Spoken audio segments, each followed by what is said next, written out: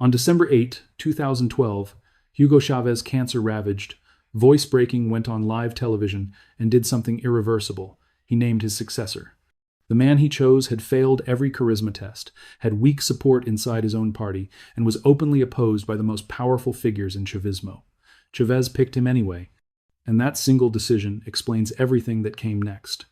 Because 12 years later, that man had survived sanctions, protests, economic collapse, arrest warrants, and the most aggressive pressure campaign the United States had ever aimed at a Latin American leader.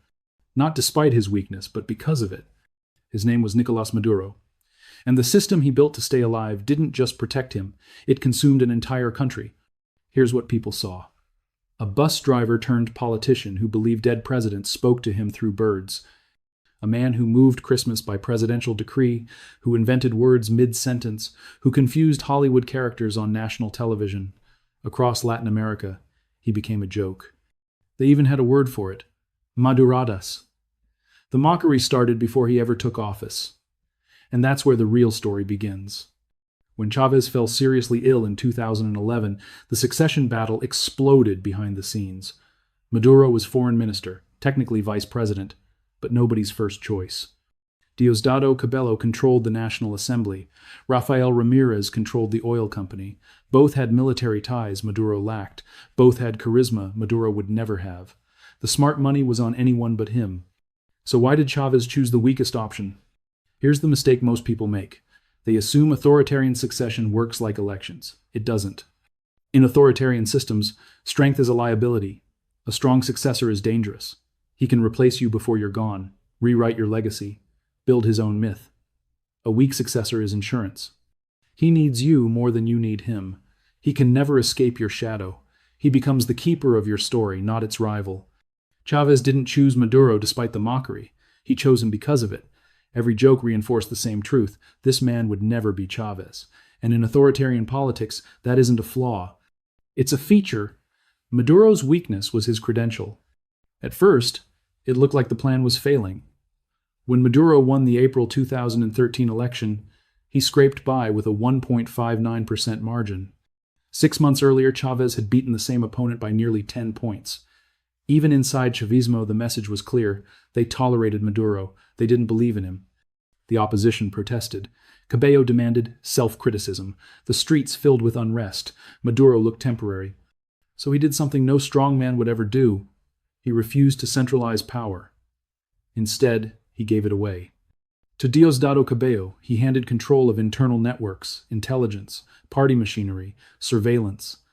To the military, he handed oil contracts, import licenses, entire economic sectors carved up like feudal estates. To armed colectivos, he gave something even more valuable, impunity. And to Cuba, he gave everything else. Because Maduro understood something his critics didn't. He didn't need to be the strongest man in Venezuela. He needed to be the indispensable one, the broker, the manager, the hinge that kept rival power centers from destroying each other. This wasn't dictatorship. It was confederation. And Maduro wasn't the tyrant. He was the keystone. And here's where the trap closed. Every group inside the system gained something by keeping Maduro in place, but only if everyone else stayed too. The military got oil money if the regime survived. Cabello got domestic control if Maduro remained the international face. The colectivos got protection if the government stayed in power. Cuba got a strategic ally if Venezuela didn't implode. No one could leave without everyone losing. Maduro's weakness became structural. Removing him wasn't like removing a dictator. It was like pulling the keystone from an arch. The real question wasn't who rules after Maduro. It was, does anyone rule at all? The opposition wasn't fighting a man. They were fighting a system. And systems don't surrender. Meanwhile, Venezuela collapsed. When oil prices fell in 2014, PDVSA imploded not because of sanctions. Those came later. It collapsed because Maduro had carved the company into patronage networks. There was no oil company anymore, just competing claims on a carcass. By 2019, oil revenues were down to 20% of their 2013 levels. By 2021, the economy had shrunk by 72%, numbers you usually see in war zones. But this wasn't war. This was management. Here's the paradox. Economic collapse didn't weaken Maduro. It strengthened him. When people are desperate, they don't organize. They flee. And when millions flee, the ones who remain are either loyalists or trapped. Venezuela lost 8 million people, nearly a quarter of the population, one of the largest refugee crises in modern history. But Syria was a war zone. Venezuela was a policy choice. The misery wasn't accidental. It was load-bearing. The United Nations documented the result: arbitrary detention, torture, sexual violence, extrajudicial executions. Not isolated abuses, but a coordinated state policy. The language of crimes against humanity. Maduro called it anti-imperialist resistance because the narrative mattered. Chávez had written the script: blame the United States, frame survival as revolution, ally with America's adversaries. Maduro followed it perfectly. Russia, China, Iran, Cuba. When U.S. oil sanctions came in 2019, Maduro finally had the villain he needed. Every blackout, every shortage, every failure, Washington. The sanctions didn't break the regime. They completed the story. So when the 2024 election came, nobody was surprised. Maduro declared victory. The opposition said he lost. Observers rejected the result.